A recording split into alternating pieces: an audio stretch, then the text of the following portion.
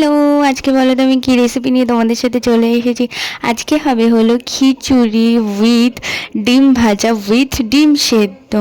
আজকে হলো এই যে ছোট ছোট করে নানান সবজি কেটে নিয়েছি, তোমরা দেখলেই বুঝতে পারবে এটা সেদ্ধ করা হচ্ছে। তোমরা এইভাবে ছোট ছোট করে সবজি কেটে ট্রাই করবে, দেখবে সব সবজি গলে যায়। মানে তোমাদের বাড়িতে যাদের বাড়িতে বাচ্চা আছে বা বড়রা অনেকে বলে না যে এই সবজিটা খাবো না, ওটাই খাবো না, কিন্তু না, এখানে লাউও ছিল, আমি লাউ খাই না, তারপরেও কিন্তু দেওয়া হয়েছিল আমি কিন্তু খেয়েছিলাম, কারণ এইভাবে সবজি কাটা হয়েছিল আর পুরো গলে গেছিলো।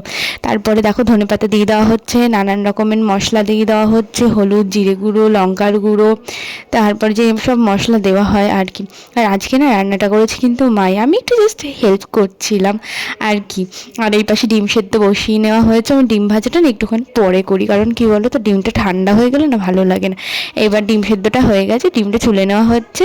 এইটাই মাঝখান থেকে কেটে নেওয়া হবে। এই দেখো পেঁয়াজটা দেখো কতটা বেশি, তোমরা দেখলেই বুঝতে পারবে, আমার ভালো লাগে পেঁয়াজ খেতে বেশি করে। আর এইটার মধ্যেও পেঁয়াজ দেওয়া হয়েছে, সব আগে আগেই দিয়ে নেওয়া হয়েছে। তৈরি হয়ে গেছে, এই দেখো কি ভালো। আর ভিডিও ভালো লাগলে সাবস্ক্রাইব করে পাশে থেকো। আর লং ভিডিও চ্যানেলে আছে, তোমরা তাড়াতাড়ি গিয়ে ভিডিও দেখে আসতে পারো।